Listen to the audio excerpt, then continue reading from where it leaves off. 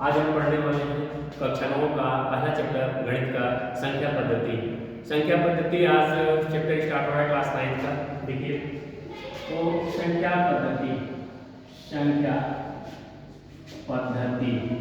Number system बोलते हैं इसको। संख्या पद्धति क्या होता है, इसे कैसे समझेंगे? तो संख्या पद्धति ऐसे समझिए कि 0 से लेकर अनंत तक की संख्याओं को या तो हम लिखते हैं या तो हम उसको समझते हैं, या 0 से अनंत तक की संख्याएं होती है संख्या पद्धति के अंतर्गत आता है। अब इसके बारे में पढ़ेंगे कि आखिर में संख्या बनता कैसे है। तो 0 से हमारे जो 9 तक अंक हैं, कुल 10 अंक हैं, 10 अंकों से मिलकर हमारी दुनिया के सारे नंबर्स बने हुए हैं। ठीक है, तो अंक हमारे पास कितने हैं? अंक को बोलते हैं डिजिट हमारे हो गए 0 1 2 3 4 5 6 7 8 9 और 10 नहीं होगा, 9 तक सिंगल डिजिट होते हैं। तो ये हमारा कुल कितने हो गए? कुल हमारे 10 अंक हो गए, 10 अंक। ठीक है, इतने 0 1 2 3 4 5 6 7 8 9 इन्हीं 10 अंकों से मिलकर, इन्हीं 10 डिजिट से मिलकर दुनिया के सारे नंबर्स बने हैं। चाहे हमारा मोबाइल नंबर हो, चाहे हमारा पिन कोड हो एरिया का, चाहे हम कोई फॉर्म वगैरह भरते हैं उसमें रजिस्ट्रेशन नंबर आ जाता है जो अंकों में आता है। ठीक है, जिसमें अल्फाबेट नहीं होता है। ये सारी चीजें, ये सारे संख्याएं, ठीक है, संख्या पद्धति के अंतर्गत ही आती है। ठीक है, अब हमारे पास बहुत सारी संख्याएं हो गई अलग अलग प्रकार की। कोई संख्याएं रूट में हो गया, कोई संख्याएं ऐसी हो गई जिस संख्या के अंत में 0 2 4 6 8 हो गया। कुछ संख्या ऐसी है जिस संख्या के अंत में 1 3 5 7 ऐसा कुछ हो गया। कुछ संख्या अंडर रूट में हो गई जिसका वर्गमूल निकल सकता है। कुछ संख्या ऐसा हो गया जिसका वर्गमूल नहीं निकाल सकते हैं। कुछ संख्या ऐसे हो गई जो फ्रैक्शन या डिनोमिनेटर बाय डिनोमिनेटर के रूप में है, जिसमें अंश और हर दोनों है। तो आखिर में इन संख्याओं को हम कैसे लिखेंगे, कैसे समझेंगे, इसका यूज क्या है, कहाँ पे यूज करेंगे? इसीलिए संख्या पद्धति का वर्गीकरण किया गया है, यानी संख्या पद्धति के प्रकार। ठीक है, संख्या पद्धति के प्रकार, यानी संख्या पद्धति में हम पढ़ेंगे के प्रकार में कि आखिर में संख्याओं को कितने प्रकार से बांटा गया है, इसका वर्गीकरण क्या है। उससे पहले थोड़ा सा हम एक जानकारी दे दें कि दुनिया के सारे नंबर जो हमारे 0 से 9 तक कुल 10 अंकों से मिलकर बना है, उसमें 0 जो है, 0 के बारे में हमें थोड़ा सा कंफ्यूजन रहता है कि 0 का खोज किसने किया। ठीक है, बाकी तो 0 का खोज लोग बताते हैं आर्यभट्ट ने किया। बात सही है, आर्यभट्ट ने खोज नहीं किया, आर्यभट्ट ने सबसे पहले इसका प्रयोग किया है। 0 का खोज जो किए हैं वो ब्रह्मगुप्त ने किए हैं, 628 ईस्वी में किए हैं ब्रह्मगुप्त ने। ठीक है, और जो हमारे गणितज्ञ हैं आर्यभट्ट, जो भारतीय गणितज्ञ हैं, इसका प्रयोग उन्होंने सर्वप्रथम किया था। ठीक है, अब दिमाग में आ रहा है कि सर्वप्रथम आर्यभट्ट ने प्रयोग किया था तो ब्रह्मगुप्त क्यों हो गए? तो ब्रह्मगुप्त इसलिए हुए क्योंकि आर्यभट्ट ने शून्य के बारे में, 0 के बारे में ऐसा कोई सिद्धांत उन्होंने नहीं दिया था। ब्रह्मगुप्त ने इसके बारे में सिद्धांत दे दिया। और हम जानते हैं कि जो लोग कोई चीज फार्मूला बनाता है, कोई, या हम बाइक कोई चीज बना रहे हैं, अगर कोई भी चीज, अगर हम बाइक का स्ट्रक्चर बना रहे हैं, प्रोग्राम हम दिखा रहे हैं ऐसा बाइक बनेगा, लुक इतना अच्छा लगेगा, इसमें ये यहाँ रहेगा, वो यहाँ रहेगा, ऐसा बना रहे हैं, तो अगर हम समझा रहे हैं उस चीज को, तो अगर दूसरा कोई बना के अगर कहने के लिए कहेंगे ऐसे ही एक और हमें बाइक बना दीजिए, अगर हम बना पा रहे हैं तभी हमारा मॉडल सक्सेस है, यानी हम सही बात बता रहे हैं। वैसे ही अगर हम कोई फार्मूला की खोज कर रहे हैं कि हम उस सिद्धांत के बारे में अगर हम समझा पा रहे हैं, उस प्रयोग के बारे में समझा पा रहे हैं, तभी हमारा, तो उसमें ब्रह्मगुप्त ने क्या किया था, 0 के सिद्धांत को दे दिया था। आर्यभट्ट नहीं दे पाए थे, इसलिए ब्रह्मगुप्त को 0 का खोजकर्ता माना जाता है। ठीक है, अब हम पढ़ते हैं संख्या पद्धति के प्रकार, यानी संख्याओं को वर्गीकरण तो किया गया, कितने हिसाब से किया गया है।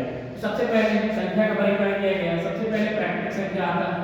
प्राकृतिक संख्या, इसको हम बोलते हैं नेचुरल नंबर, इसको हम बोलते हैं नेचुरल नंबर। नेचुरल नंबर को हम कैपिटल N से प्रदर्शित करते हैं। ठीक है, अब इसका हम डेफिनेशन ऐसा बना सकते हैं कि नेचुरल नंबर, एक छोटे बच्चे को अगर बोला जाएगा कि जाओ बगीचे में और पूरे पेड़ को गिन के आओ, तो सबसे पहले बच्चा जाएगा बगीचे में, वो देखेगा पेड़ जैसे दिखेगा, एक कोने से किसी एक कोने से जाएगा, वो 1 2 3 4 ऐसे करके काउंटिंग करने लगेगा। यानी कह सकते हैं कि गिनती की संख्याओं को हम प्राकृतिक संख्या कहते हैं, यानी counting numbers called as natural numbers. यानी हम यहाँ सिंपल से अगर इसकी परिभाषा कोई पूछे कि नहीं बताइए प्राकृतिक संख्या किसे कहते हैं, तो इसमें ना हमें ज्यादा मेहनत करना है ना याद करना है, हम सिंपल से ये बात बता सकते हैं कि गिनती की संख्याओं को हम प्राकृतिक संख्या कहते हैं, यानी counting numbers are called as natural numbers. यानी यहाँ पे आप लिख लीजिए गिनती की संख्याओं को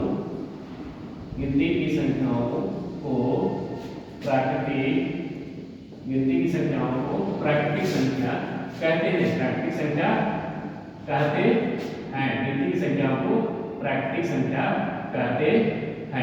ठीक है, इसे कैपिटल एन से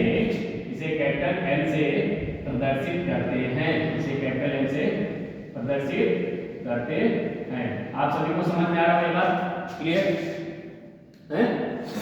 ठीक है, मैंने क्या बताया प्राकृतिक संख्या के बारे में कि इसे नेचुरल नंबर कहते हैं, कैपिटल एन से प्रदर्शित करते हैं, यानी गिनती की संख्याओं को प्राकृतिक संख्या कहते हैं, इसे कैपिटल एन से प्रदर्शित करते हैं। ठीक है, अब उदाहरण के रूप में क्या होगा, उदाहरण के रूप में यदि हम बात करें नेचुरल नंबर में क्या आएगा, तो नेचुरल नंबर 1 से स्टार्ट होता है, यानी गिनती की संख्याओं कहते हैं, 1 से चालू होगा, 1 2 3 4 5 6 ऐसे चलते कहां तक जाएगा, ये इनफाइनाइट है।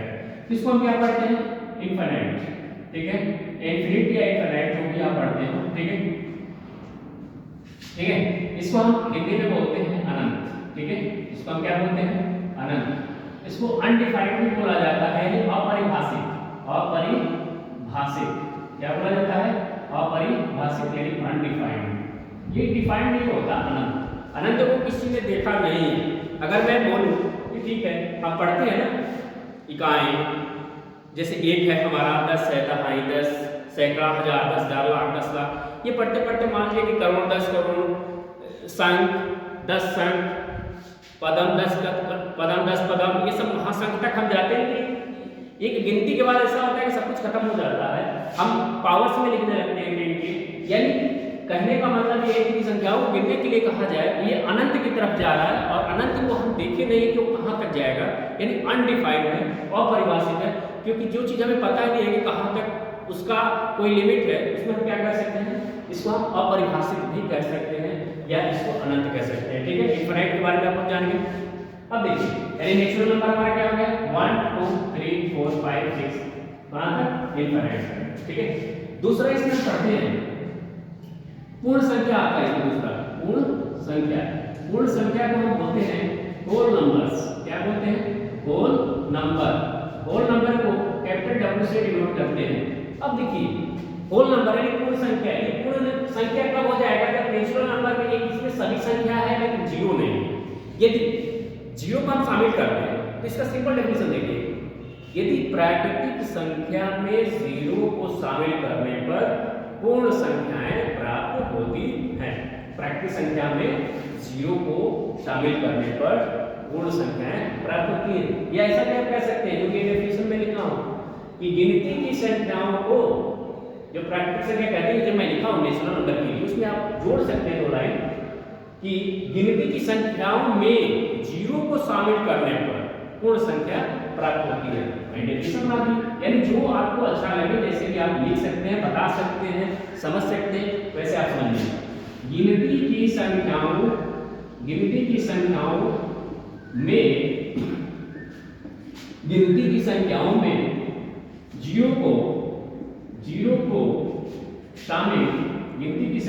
जीरो को शामिल करने पर पूर्ण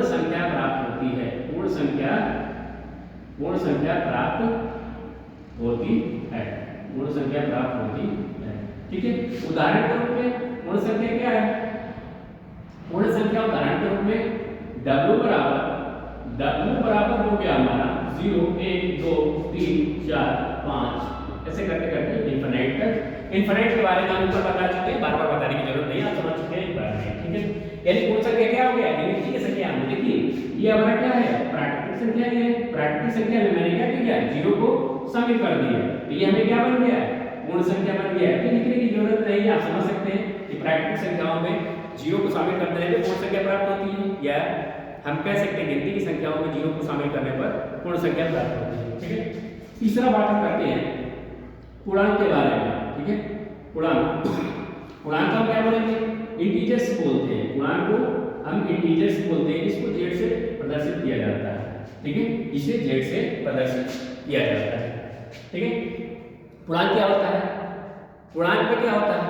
एक उदासीन नंबर होता है जिसको हम जीरो बोलते हैं, ठीक है।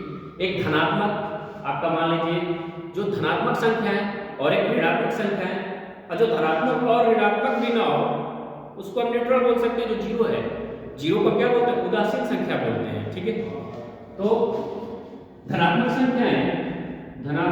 संख्याएं इसकी परिभाषा अगर हम दें, धनात्मक संख्याएं पूर्णांक के बारे में अगर बात करें, धनात्मक संख्याएं शून्य, धनात्मक संख्याएं शून्य तथा धनात्मक संख्याएं शून्य तथा ऋणात्मक संख्याओं के समूह को, ऋणात्मक संख्याओं के समूह को पूर्णांक कहते हैं। क्या कहते हैं? पूर्णांक कहते हैं। सीधी सीधी बात है, धनात्मक संख्याएं शून्य तथा ऋणात्मक संख्याओं के समूह को पूर्णांक कहते हैं। धनात्मक संख्याएं शून्य तथा ऋणात्मक संख्याओं के समूह को पूर्णांक कहते हैं। कितना सिंपल सा है। अब उदाहरण के रूप में पूर्णांक को हम बोलते हैं जेड। जेड बराबर अगर बात करें तो बीच में हमारा शून्य आता है पूर्णांक के लिए। और एक चीज हमेशा ध्यान दीजिए पूर्णांक के बारे में, लड़के कंफ्यूज हो जाते हैं अधिकतर। जैसे पूर्णांक क्या होता है? हमारा एक फ्रेश नंबर होता है, रोल नंबर की तरह, ठीक है। ये पूर्णांक रूट में नहीं होता है, पूर्णांक दशमलव में नहीं होता है, पूर्णांक भिन्न में नहीं होता है जिसमें अंश बटा हर हो, परिमेय संख्या के रूप में नहीं होता है पूर्णांक। पूर्णांक एक रोल नंबर की तरह फ्रेश नंबर होता है, या तो धनात्मक होगा या तो ऋणात्मक होगा, और शून्य भी पूर्णांक के अंदर ही आता है। क्लियर? तो आप देखिए मैंने जीरो को लिखा, पूर्णांक के अंदर आता है, उसके बाद फ्रेश नंबर रोल नंबर की तरह, तो 1 2 3 4 5 डॉट डॉट कहां तक? प्लस इंफिनिट तक। और इसके बाद -1 -2 -3 डॉट डॉट कहां तक? माइनस इंफिनिट तक। यानी ठीक है, कहने का मतलब ये पूर्णांक है। जेड बराबर जीरो हमारा जो है हमने बताया था धनात्मक संख्या है, तो ये हो गया हमारा धनात्मक संख्या है, ये हो गया ऋणात्मक संख्या है, ये हो गया शून्य, और तीनों के समूह को क्या करते हैं? पूर्णांक करते हैं। बात क्लियर? ठीक है। अब इसी में अगर हम बात करते हैं तो इसमें ऋणात्मक पूर्णांक और धनात्मक पूर्णांक भी आता है, ठीक है। तो पूर्णांक को दो भागों में विभाजित किया गया है, ठीक है। एक होगा ऋणात्मक पूर्णांक, क्या होगा? एक धनात्मक पूर्णांक, एक है ऋणात्मक पूर्णांक।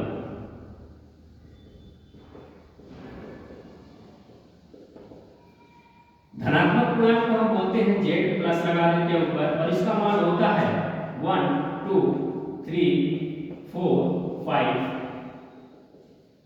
इनफिनिट तक जाएगा। एक होता है हमारा पॉजिटिव पूर्णांक जेड नेगेटिव, जो ये हमारा ऋणात्मक पूर्णांक जेड नेगेटिव, ये होगा हमारा -1 -2 -3 -4 डॉट डॉट माइनस इनफिनिट। एक हमारा होता है इसमें उदासीन पूर्णांक, जो या तो नॉन नेगेटिव नंबर और पॉजिटिव नंबर, जो ऋणात्मक और धनात्मक दोनों नहीं होता है, उदासीन पूर्णांक कहते हैं। और इसके अंदर आता है शून्य, ठीक है, जीरो। ये इसके अंदर क्या आता है? जीरो, शून्य, ठीक है। अब ध्यान दीजिए, अब हम पूर्णांक के बारे में, इसको आप अच्छे से नोट कर लीजिए, एक बार समझ लीजिए, एक बार और हम आपको समझा दे रहे हैं। हमने बताया था संख्या पद्धति के अंदर क्या आता है, संख्या पद्धति क्यों पढ़ते हैं, संख्या पद्धति किसे कहते हैं। तो संख्या पद्धति के बारे में थोड़ा समझ लीजिए। जीरो से लेकर अनंत तक की संख्याओं का अध्ययन करते या समझते हो संख्या पद्धति के अंतर्गत आता है। और ये हम जानते हैं दुनिया के सारे नंबर्स, चाहे कहीं भी आप आज तक देखे हैं, 10 अंकों से मिलकर बना है। 0 1 2 3 4 5 6 7 8 9, तो कितने अंक हुए? 10, ठीक है। अब संख्याओं का बहुत सारे कंफ्यूजन हो गए, तो उस संख्या को कैसे यूज करना है, क्या करना है, तो इसका वर्गीकरण किया गया है। तो संख्या पद्धति के प्रकार, संख्या पद्धति के प्रकार में हमने 3 प्रकार देख लिया। प्राकृतिक संख्या पहला देख लिया, प्राकृतिक संख्या किसे कहते हैं, गिनती की संख्याओं को प्राकृतिक संख्या कहते हैं। इसे कैपिटल एन से प्रदर्शित करते हैं। n बराबर 1 2 3 4 5 6 इनफिनिट तक जाएगा, इनफिनिट तक जाएगा। पूर्ण संख्या है दूसरा, पूर्ण संख्याओं के बारे में पढ़ते हैं। पूर्ण संख्या है गिनती की संख्याओं में हम जीरो को शामिल कर देते हैं, या अगर ऐसे हम बोले प्राकृतिक संख्या में हम जीरो को शामिल कर दें तो पूर्ण संख्या हमारा प्राप्त होती है। तो पूर्ण संख्या को होल नंबर कहते हैं, w से प्रदर्शित करते हैं। w बराबर 0 1 2 3 4 4 5 इनफाइनाइट तक ले जाएगा। ठीक है, तीसरा हम बात कर रहे हैं पूर्णांक के बारे में। इंटीजर्स बोलते हैं इसको, जेड से निरूपित करते हैं, इसको जेड से प्रदर्शित करते हैं। तो इसमें क्या होता है कि धनात्मक संख्याएं शून्य तथा ऋणात्मक संख्याओं के समूह को पूर्णांक कहते हैं और इसे जेड से प्रदर्शित करते हैं। जेड बराबर, अब ऋणात्मक संख्याएं क्या है, -1 -2 -3 -2 इनफाइनाइट तक माइनस का जाएगा, बीच में 0 तथा, क्योंकि देखिए जो चीजें मैं लिखा हूं धनात्मक संख्या है तो धनात्मक संख्या लगा है 1 2 3 4 पूरी धनात्मक संख्या है। इनफाइनाइट तक गया है, शून्य तथा ऋणात्मक संख्याओं के समूह को क्या बोलते हैं, पूर्णांक बोलते हैं। ठीक है, पूर्णांक तीन प्रकार से होते हैं, धनात्मक पूर्णांक जेड प्लस जेड पूर्णांक ही है, पॉजिटिव वाले इसमें से हम निकाल के यहाँ लिख दिया, ऋणात्मक पूर्णांक नेगेटिव वाले इधर से निकाल के हमने लिख दिया। उदासीन पूर्णांक होता है जो जिस जीरो को हम उदासीन पूर्णांक बोलते हैं। ठीक है, अब इसी को हम संख्या रेखा पर प्रदर्शित करेंगे, इसको हम दिखाएंगे आखिर संख्या रेखा पर हम इसको कैसे दिखाएंगे। ठीक है,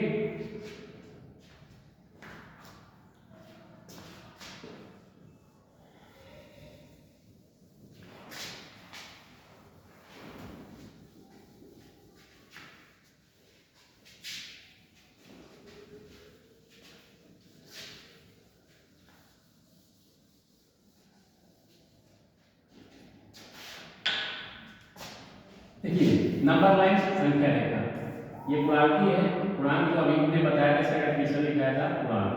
ठीक है, इंटीजर्स, इसको क्या पढ़ते हैं, इंटीजर्स। ठीक है,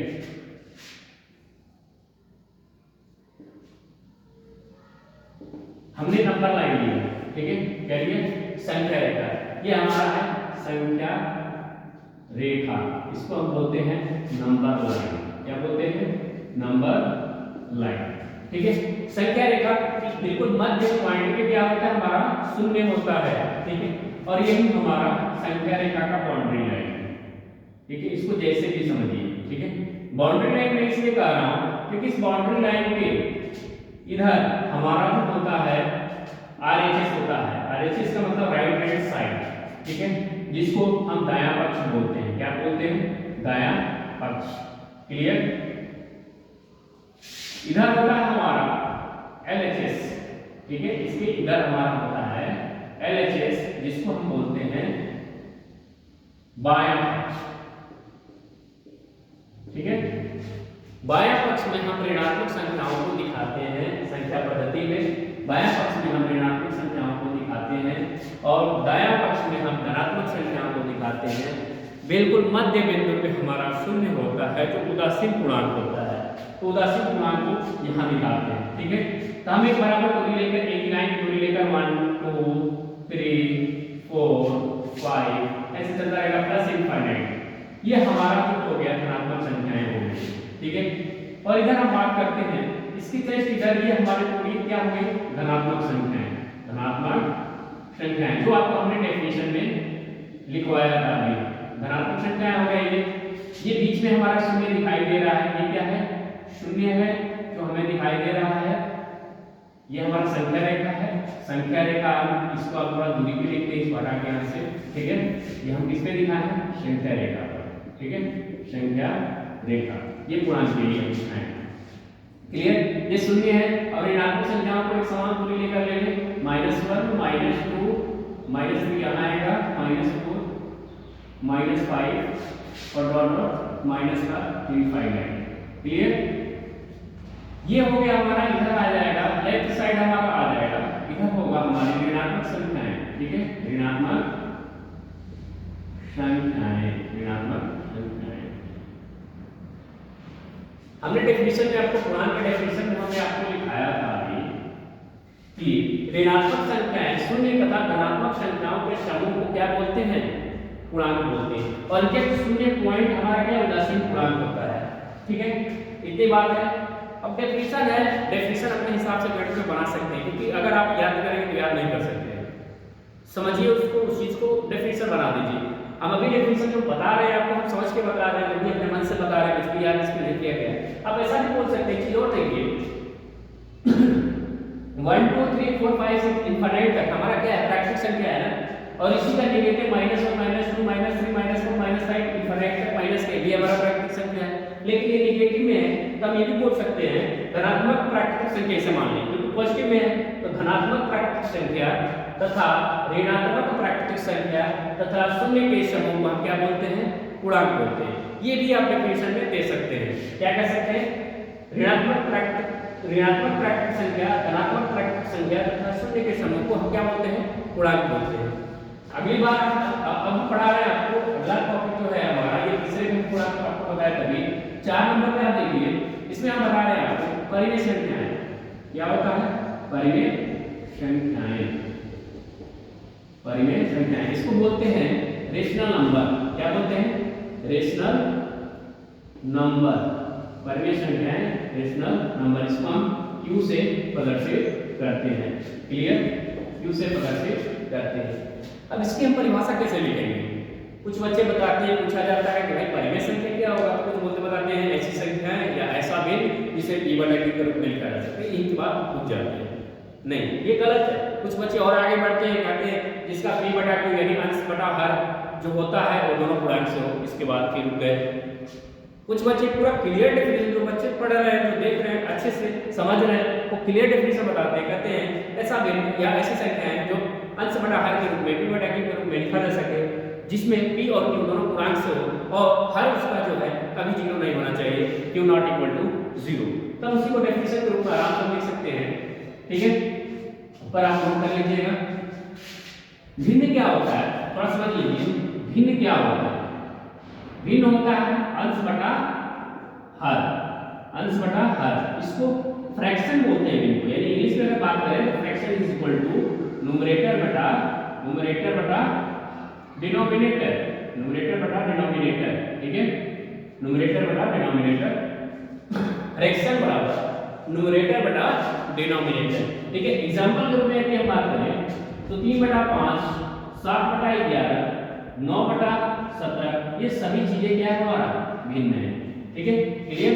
ये तो हम परिमेय संख्या का डेफिनेशन देंगे, जो हम लिखेंगे, क्योंकि हमारा परिमेय संख्या जो होता है बटे में होता है। हाँ, बटे में भी होता है। अगर 2 है, सिंगल यदि 2 है तो 2 भी परिमेय संख्या है, क्योंकि 2 के बटा में 1 लगा सकते हैं। किसी संख्या के बटा में अगर अकेला है तो उसका 1 लगा सकते हैं, क्योंकि उससे कोई फर्क नहीं पड़ता, वो भी हमारा परिमेय संख्या में भी आता है। तो ठीक है, इसका डेफिनेशन हम ऐसा बनाएंगे, ऐसा भिन्न। क्योंकि देखिए अभी मैं इसे याद नहीं किया, मैं इसको दिखाते हुए मैं यही चीजें बोलूंगा मैं आपको कि ऐसा भिन्न, क्योंकि भिन्न क्या होता है? अंश बटा हर के रूप में होता है। ऐसा भिन्न जिसे p/q के रूप में लिखा जा सके, ऐसा भिन्न जिसे p/q के रूप में लिखा जा सके, तथा p और q, जो p और q है यानी अंश और हर है, p और q तथा p और q पूर्णांक से हो। और यहाँ खत्म नहीं हो रहा है अभी, और हर जो है q ≠ 0, यानी हर शून्य ना हो, हर जीरो ना हो। क्लियर? हर जीरो ना हो। अब देखिए यहाँ पे हमारा जो डेफिनेशन है परिमेय संख्या का यहाँ क्लियर हो रहा है। ऐसा भिन्न जिसे p/q के रूप में लिखा जा सके तथा p और q पूर्णांक से हो और q ≠ 0। ठीक है, अब उदाहरण के रूप में देखें, और इसे हम जानते हैं कि उसे प्रदर्शित करते हैं। उदाहरण में हमारा परिमेय संख्या का कारक हमारा आएगा 0 भी आता है, क्योंकि 0 को 0/1 लिख सकते हैं, 0/5 लिख सकते हैं, 0/125 लिख सकते हैं, या हम कहें परिमेय संख्या के अंतर्गत हमारा 22/7 आता है। पाई का मान अपरिमेय होता है, 22/7 परिमेय होता है। या 1 2 3 ये सब भी हमारा परिमेय में आता है। या रूट में कोई चीज लिखा है 16, इसका वर्गमूल निकल जाता है, इसलिए परिमेय हो जाता है, भले ही रूट में है, वर्गमूल इसका 4 हो जाता है। फिर अगर हम बात करें परिमेय संख्याओं में तो -3/5 हो गया, या -3 हो गया, या और बात करें जो 2022 अभी बीता है, जो 2023 आया है, हम 2023 को ऊपर लिखते हैं, 22 को नीचे, एटसेट्रा। यानी जो भी हम बात करें तो अंश बटा हर या सिंगल डिजिट भी है, उसके बटा में हम क्या लिख सकते हैं? 1। ये सारी चीजें हमारा परिमेय संख्या के रूप में आता है। ठीक है, अब परिमेय संख्या भी 2 प्रकार से होता है। जो धन वाले हैं धनात्मक परिमेय संख्या, जो ऋण वाले हैं ऋणात्मक परिमेय संख्या।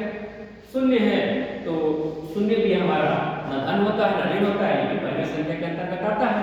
ठीक है, तो परिमेय संख्या भी जो होता है, परिमेय संख्या जो होता है ये दो प्रकार से होता है, धनात्मक परिमेय संख्या, धनात्मक परिमेय संख्या तथा ऋणात्मक परिमेय संख्या, ऋणात्मक परिमेय संख्या, ऋणात्मक परिमेय संख्या। ठीक है, अब धनात्मक परिमेय संख्या में हम क्या लिखेंगे, धनात्मक परिमेय संख्या में एटसेट्रा इधर लिख दें। धनात्मक परिमेय संख्या में जो पॉजिटिव वाले हैं उसको हम लिख देते हैं, जैसे एग्जांपल के रूप में यदि 3/5 है या 1 है या 3/7 है या हम बात करें रूट में 16 है, ये सभी पॉजिटिव वाले हैं, 5 है, शून्य को नहीं लेंगे इसमें। ठीक है, या ले भी सकते हैं, शून्य हमेशा धनात्मक की तरफ है क्योंकि शून्य को 0/5 लिख सकते हैं। ठीक है, ये सारी चीजें हमारा पॉजिटिव में है, और भी हम ले सकते हैं 2022/2023। ठीक है, 23 और ये 22।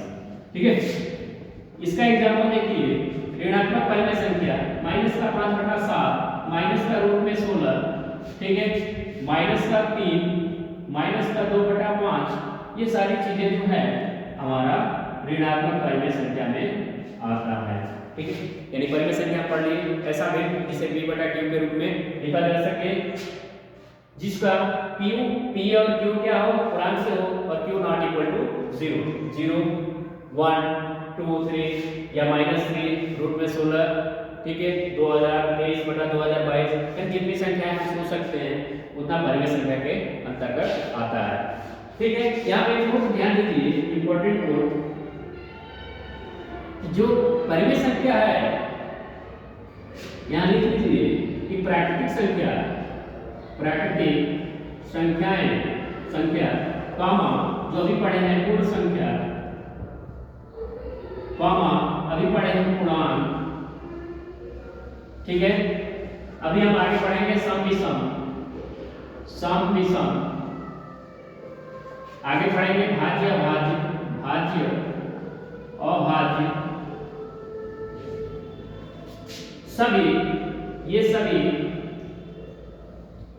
ये सभी परिमेय संख्या के अंतर्गत आते हैं, परिमेय संख्या के अंतर्गत आती हैं। ठीक है, क्लियर? ये चीज हमारा परिमेय संख्या खत्म हो गया। अब आगे पढ़ा रहे हैं आपको सम और विषम।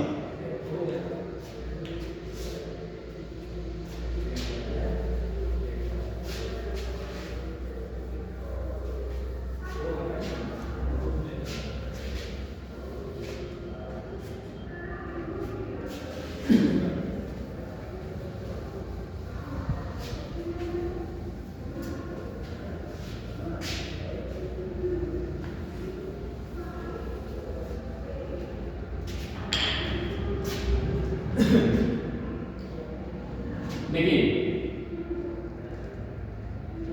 अब हम पढ़ेंगे सम संख्या। ठीक है, इसको हम इवेन नंबर बोलते हैं, इवेन नंबर। ठीक है, इसको करके इसे प्रदर्शित करते हैं। सम संख्या, इसका डेफिनेशन क्या होगा? ऐसी संख्याएं जो 2 से विभाजित हो जाएं तथा शेष पर शून्य बचे, यानी कोई संख्या कंप्लीट डिविजिबल बाय 2 होगा, यानी डिविजिबल बाय 2 यदि कंप्लीट डिवाइड कर देगा तो शेष पर तो ऐसे भी 0 हो जाएगा। तो कहने का मतलब सम संख्या ऐसी संख्या है जो 2 से विभाजित हो जाए तथा शेष पर शून्य बचे, सम संख्या के अंतर्गत आता है। ठीक है, और ऐसी कौन सी संख्या जो 2 से विभाजित हो जाता है, तो आप लोग जानते होंगे विभाज्यता के नियम में। आगे मैं अभी वीडियो और बनाऊंगा, उसमें बताऊंगा विभाज्यता के नियम क्या होते हैं, कैसे 2 से विभाजित हो जाता है कोई संख्या, कैसे 3 से विभाजित हो जाता है, कैसे 5 से हो जाता है, कैसे 7 से हो जाता है, कैसे 6 से हो जाता है। मैं आपको 12 15 तक 20 तक बताएंगे आपको नेक्स्ट वीडियो में। अभी इस वीडियो में आप देखिए सम संख्या, इवन नंबर।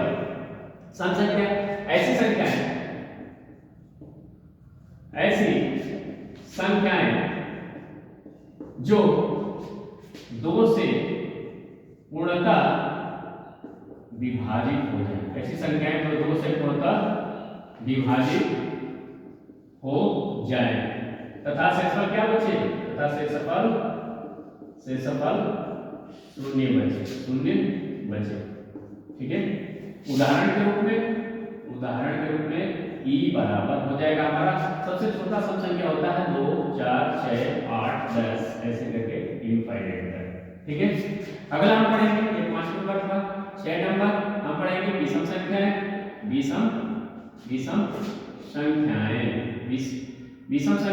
विषम संख्या को हम क्या बोलते हैं, ऑड नंबर। इसको ओ से प्रदर्शित करते हैं। ऐसी संख्याएं जो 2 से विभाजित हो विषम संख्या कहलाती है। सिंपल सी बात, 2 से विभाजित वही संख्या होती है जिस संख्या के अंत में या इकाई का अंक 0 2 4 5 0 2 4 6 8 हो, वो संख्या 2 से विभाजित करती है। यानी जिस संख्या के अंत में या इकाई के स्थान पे 0 2 4 6 8 हो, वे संख्या 2 से कंप्लीट डिवाइड हो जाता है। ठीक है, 2 का विभाज्यता नहीं बता दी, इसमें जरूरत है। ठीक है, आपको समझने के लिए विषम संख्या ऑड नंबर ऐसी संख्या जो 2 से विभाजित न हो। ठीक है, तथा शेषफल एक बचे प्रत्येक दशा में, तथा शेषफल प्रत्येक दशा में, प्रत्येक किसी भी स्थिति में, प्रत्येक दशा में, तथा शेषफल प्रत्येक दशा में एक बचे। ठीक है, अब उदाहरण के रूप में हमारा हो गया सबसे छोटा विषम संख्या 1 3 5 7 9 के बाद 11 इनफाइनाइट। ठीक है, इसके बाद हम पढ़ेंगे भाज्य अभाज्य। ठीक है, तो 7 नंबर पे अभाज्य संख्याएं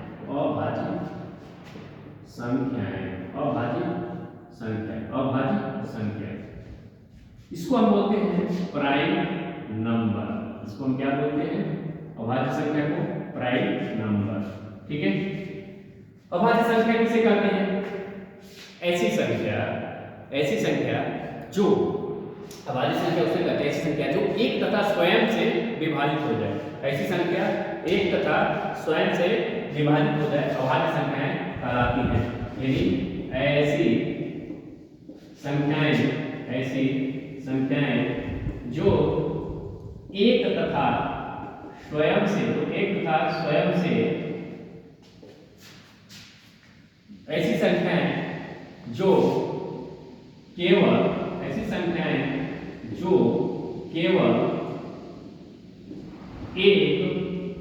केवल एक तथा स्वयं से विभाजित हो अभाज्य संख्या कहलाती है। अभाज्य संख्या कहलाती है। क्लियर? अब देखिए उदाहरण के तौर पर अभाज्य संख्या सबसे छोटा अभाज्य संख्या होता है 2 खुद से कटेगा 1 से कटेगा, 2 के बाद 3 खुद से कटेगा 1 से कटेगा, 3 के बाद 5 के बाद 7 के बाद 8 नहीं होगा क्योंकि 8 2 से भी कटेगा, 4 से भी कटेगा, 8 से भी कटेगा, 9 भी नहीं होगा, 9 3 से कटेगा, 9 से कटेगा, इसलिए 9 7 के बाद 11 के बाद 13 के बाद जब खुद से कटने वाली संख्या है 17 होगा, 17 के बाद 19 19 के बाद 20 21 22 23 होगा आपका, नहीं कटेगा 23 के बाद 29 29 के बाद 21 21 के बाद 37 37 के बाद आपका हो जाएगा 38 39 41 के बाद 43 ऐसे करके आपका इनफाइनाइट तक कहां तक जाएगा, इनफाइनाइट तक जाएगा। ठीक है, 8 नंबर पे देखिए भाज्य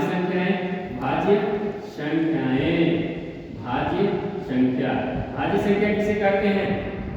ठीक है, ऐसी संख्याएं जो एक तथा स्वयं और अन्य किसी तीसरे नंबर से विभाजित हो जाए। यानी कहने का मतलब स्वयं के अलावा कोई और उसके एकाध गुणनखंड हो, 1 हो 2 हो, यानी कई सारे गुणनखंड हो, स्वयं के अलावा कई सारे गुणनखंड हो उससे विभाजित हो जाता हो, तो ऐसी संख्या भाज्य संख्या कहलाती है। हमें याद ये रखना होता है कि अभाज्य संख्या है तो सबसे छोटा अभाज्य क्या है, क्योंकि शुरुआत तो वहीं से करना है, वहीं से लिखना है हमें। तो अभाज्य संख्या में सबसे छोटी जो संख्या है अभाज्य संख्या वो 2 है, और भाज्य संख्या में सबसे छोटी जो है वो क्या है हमारा 4 है। इसका डेफिनेशन लिख लेते हैं, ऐसी संख्याएं जो ऐसी संख्याएं जो केवल एक तथा जो ऐसी संख्याएं जो एक तथा स्वयं और अन्य किसी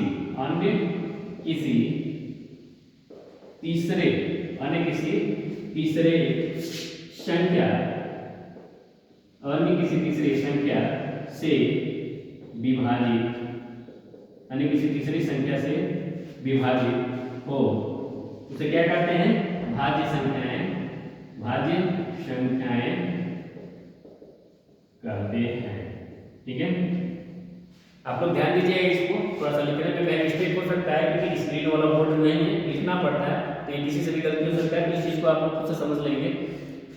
ऐसी संख्याएं जो एक तथा स्वयं और अन्य किसी तीसरे संख्या से विभाजित हो भाज्य संख्याएं कहलाती है। सबसे छोटा भाज्य संख्या जो होता है हमारा 4 होता है। 4 के बाद हमारा देखिए, जो भाज्य के बीच में जो छूट गया है ना, जो भाज्य होता है वो अभाज्य नहीं होता, जो अभाज्य होता है वो भाज्य नहीं होता। कहने का मतलब ये है कि जो इसके बीच वाला नंबर है 4 के बाद 5 है इसमें, तो इसमें नहीं होगा। इसका 6 छूट गया, जो इसमें छूट गया वही हमारा क्या होगा? भाज्य में होगा। 6 के बाद 8, 9 छूटा है, फिर 10 छूटा है, यानी जो संख्या भाज्य होती है वो भाज्य नहीं होती है, जो अभाज्य होती है वो भाज्य नहीं होती है। इसमें हम इससे लिखते जाइए। 10 के बाद हमारा क्या होगा? 12, 12 के बाद 13 के बाद 14, 13 तो इसमें आएगा अभाज्य में, 14 के बाद 15, 15 के बाद 16, 18, 20, ठीक है। 20 के बाद 21, 22, ऐसे करके इनफाइनाइट तक। ठीक है, एक और आता है आपका, इसमें देखिए सअभाज्य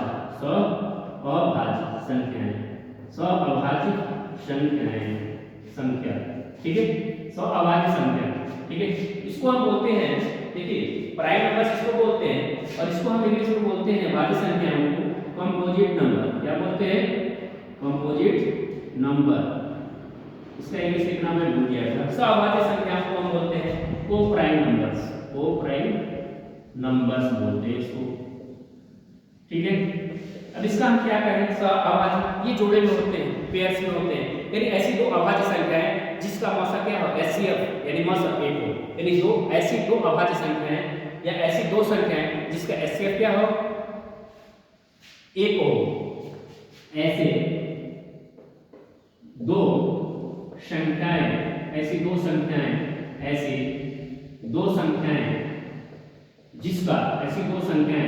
जिसका एचसीएफ जिसका मौसा एचसीएफ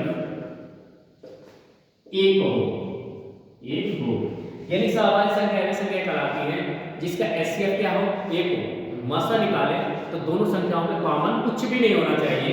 किसी भी दो संख्या में कुछ भी कॉमन नहीं है, तो एक तो सब में होता है, एक सब में कॉमन होता है, यानी ऐसी दो संख्याएं जिसका मौसा एचसीएफ 1 हो, सअभाज्य संख्याएं कहलाती हैं।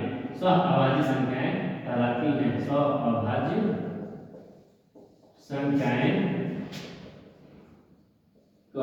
हैं। उदाहरण के तौर पर देखिए, ऐसे दो जोड़े में नंबर हमारे पेयर्स में क्या होंगे? ऐसी दो संख्याएं, तो पेयर्स में हमारा 3, 5 हो जाएगा, 17, 19 हो जाएगा। आपका और क्या हो सकता है? 11, 13 हो सकता है। इसमें और क्या हो जाएगा? 11, 13 के बाद आपका जो होगा, ऐसे बहुत सारे नंबर हो जाएंगे, 29, 31 हो जाएगा। ऐसे बहुत सारे जोड़े में पेयर्स में नंबर्स हो जाएंगे जो सअभाज्य संख्याओं के अंतर्गत आते हैं।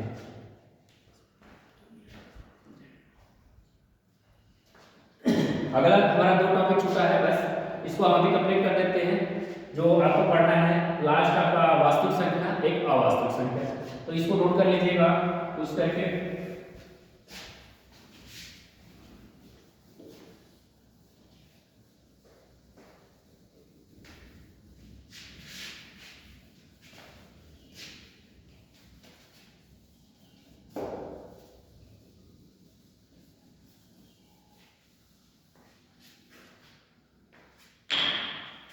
देखिए, अब एक आता है आपका 10वें नंबर पे वास्तविक संख्याएं,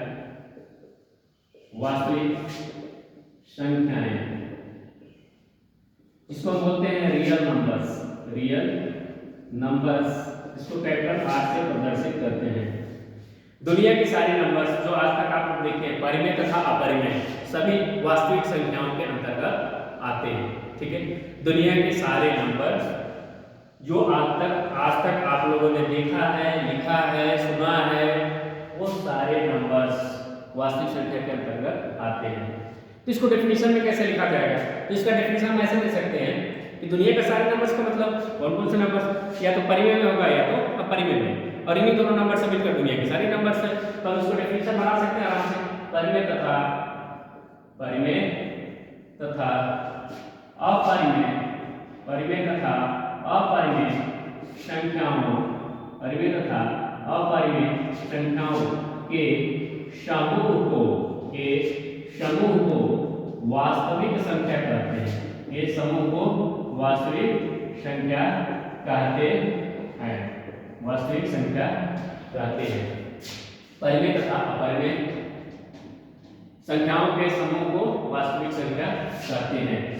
ठीक है, अब ध्यान दीजिए, उदाहरण के तौर पे वास्तविक संख्या में क्या हो जाएगा, जैसे हमारा परिमेय तथा अपरिमेय दोनों होगा, तो दो भी वास्तविक संख्या के अंतर्गत होगा, जीरो भी होगा, हमारा देखिए पाई भी होगा। अभी पाई से याद है आपका परिमेय संख्या सूत्र अभी हम पता करा दे रहे हैं, इसलिए लिख देते हैं, बाद में अभी समझा देंगे परिमेय संख्याओं के बारे में, तो दिमाग में नहीं है, छूट गया ये। आपका 3/5 भी आएगा, ठीक है, माइनस का 3/5 भी आएगा, रूट में 11 भी आएगा, रूट में 16 भी आएगा माइनस का, और आपका इसमें 1.5 भी आएगा, फिर आपका आएगा 3 के पावर -1 भी आएगा। यानी ये सारे नंबर्स सभी परिमेय संख्याओं के अंतर्गत आते हैं। 2023/2022 एटसेट्रा, यानी ये सभी नंबर्स वास्तविक संख्याओं के अंतर्गत आते हैं। एक बार और ध्यान दीजिए, वास्तविक संख्या परिमेय संख्या तथा अपरिमेय संख्या के समूह को क्या कहते हैं, वास्तविक संख्या कहते हैं। वास्तविक संख्या में उदाहरण के तौर पर 0 भी आएगा, 2 भी आएगा, पाई भी आएगा, और इसका मान जो होता है पाई का मान 22/7 भी होगा, 22/7 भी हमारा इसमें होगा। वास्तविक संख्या के अंतर्गत परिमेय तथा अपरिमेय दोनों संख्याएं आती हैं, इसलिए हम बोल सकते हैं परिमेय तथा अपरिमेय संख्याओं के समूह को वास्तविक संख्या कहते हैं। इसे कैपिटल आर से प्रदर्शित करते हैं, यहाँ पे लिख दिया गया है। इसी में आता है अवास्तविक संख्या, अवास्तविक संख्याएं, अवास्तविक संख्याएं, अवास्तविक संख्याएं unreal number, unreal numbers, unreal numbers. अवास्तविक संख्याएं यानी जो वास्तविक संख्या नहीं होती है, यानी काल्पनिक संख्याओं को वास्तविक संख्या कहते हैं, अवास्तविक संख्या कहते हैं। यानी काल्पनिक संख्याएं अवास्तविक संख्याओं के अंतर्गत आते हैं, अवास्तविक संख्याओं के अंतर्गत आते हैं। ठीक है, उदाहरण के तौर पे ऐसी संख्या है जिसका सोचो, जो कि आपका नंबर होता नहीं, जिसका काल्पनिक संख्याएं भी होती हैं, उसका काल्पनिक हल भी होता है। ठीक है, जिसको कल्पना से हल किया जाता है, न कि उसका रियल हल नहीं है, यानी कोई रियल हल होता ही नहीं है, जिसका कोई रियल हल ना हो, जिसका इसमें हम डेफिनेशन और पढ़ा सकते हैं, जिसका कोई वास्तविक हल ना हो। क्या वास्तविक हल ना हो, वही तो अनरियल नंबर्स है। जैसे अंडर रूट में हमारा -5, इसका कोई हल नहीं है। अंडर रूट में भले 16 का वर्गमूल है, लेकिन माइनस लगा दिए, इसका कोई हल नहीं है। वैसे ही हम ले लें 215, रूट में माइनस का लगा दिए, माइनस का 215। एक टॉपिक और सुना था 12 नंबर पे, वो देख लीजिए आप, अपरिमेय संख्याएं जो बीच में आता है, अपरिमेय संख्याएं, इसको इंग्लिश बोलते हैं इरेशनल नंबर्स। ठीक है, अपरिमेय संख्याएं वे संख्याएं या ऐसा भी जिसे p/q के रूप में नहीं लिख सकते। ध्यान से समझिए, ऐसा भी परिमेय संख्याओं को p/q के रूप में लिखा जा सकता है, p और q दोनों पूर्णांक से, q ≠ 0, सब कुछ क्लियर है। अपरिमेय संख्याएं जिसे p/q के रूप में नहीं लिखा जा सकता है, इसका डेफिनेशन लिखते हैं, ऐसा भिन्न जिसे p/q के रूप में न लिखा जा सके, न लिखा जा सके, इसे p बटा q के रूप में न लिखा जा सके, या कह सकते हैं जिसका ऐसी संख्या जिसका वर्गमूल निकाला नहीं जा सकता है, सर जिसका वर्गमूल नहीं निकाला जा सकता है। उदाहरण के तौर पे ऐसी कौन सी संख्या है जिसका वर्गमूल नहीं निकाला जा सकता है? तो रूट में हमारा 5 है, रूट में हमारा 3 है, रूट में हमारा 11 है, रूट में जैसे ऐसी संख्या है अपरिमेय भी होती है। जैसे कि मनगढ़ंत कोई संख्या लिख दी है कोई, जैसे हमने लिखा 1.10 100 1, फिर 301, फिर ऐसे हमने बढ़ाते चले हम इस, यानी कि मनगढ़ंत नंबर है, इसका कोई सीरियल नहीं है। ऐसे नंबर्स भी हमारे क्या होते हैं? अपरिमेय संख्याओं के अंतर्गत आते हैं। चाहे ऐसी संख्याएं आप लोग देखे होंगे, जैसे कि हम किसी संख्या को किसी को हम भाग दिए, अंश में हर से हम भाग दिए, और भाग देने के बाद वो भाग जाता ही रहता है, कभी 2 बार गया, कभी 8 बार गया, कभी 10 बार गया, कभी 5 बार गया। ऐसी संख्याएं यानी कहीं कटने का नाम ही नहीं लेता, ऐसी संख्याएं भी हमारा अपरिमेय संख्याओं में आता है। और इसके साथ पाई का जो मान होता है 22/7 तो परिमेय होता है, लेकिन पाई जो होता है हमारा अपरिमेय के अंतर्गत आता है। इस तरह एटसेट्रा। तो देखिए यहाँ आपका एक टॉपिक आपका आज क्लियर हो गया पूरा का पूरा। मैं कक्षा 9 का संख्या पद्धति चैप्टर स्टार्ट किया था आज, और इसमें मैं ये दिखाना आपको चाहता था जो इसका बेसिक है। सबसे पहले आपको ये पढ़ना था, क्योंकि आपको अगर बेसिक ये नहीं आता है तो आप संख्या पद्धति का चैप्टर पढ़ने से कोई फायदा नहीं है, क्योंकि सबसे पहले आपको इसकी जरूरत है। और इसके साथ साथ आप लोग का अगला वीडियो आएगा जो एक्सरसाइज का आएगा। एक्सरसाइज से पहले मैं आपको बताऊंगा कि इसके साथ, क्योंकि कोई अगर लोहार जानते हैं अगर ब्रेन से बनाता है तो अपने हथियार के साथ आता है। अगर उस लकड़ी को काटना है, पटरे को चिकना करना है तो अपना पूरे सामान के साथ आता है। वैसे ही अगर हमारे पास ये सारी चीजें जानकारी है गणित के लिए, तो गणित के लिए हमारा ये औजार है। जैसे कि हमारा 25 तक पहाड़ा याद होना चाहिए। जैसे कि मान लीजिए कि आपका बीजगणितीय सूत्र है a+b का होल स्क्वायर, a-b का होल स्क्वायर, ये सारी चीजें घातांकीय सूत्र हमारा याद होना चाहिए।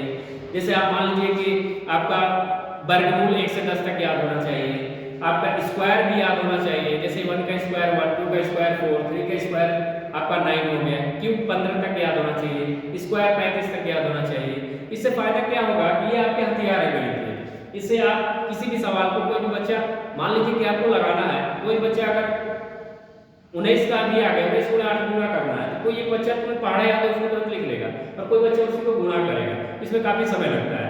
यदि आपको 23 का स्क्वायर पता करना है, अब 23 का स्क्वायर किसी बच्चे को याद है कि 529 होता है, तुरंत वो लिख लिया और आप उसको गुणा कर रहे हैं।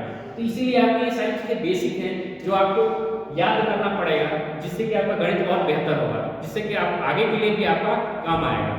ठीक है, अगला टॉपिक कल आएगा, आपका एक्सरसाइज चालू होगा। धन्यवाद।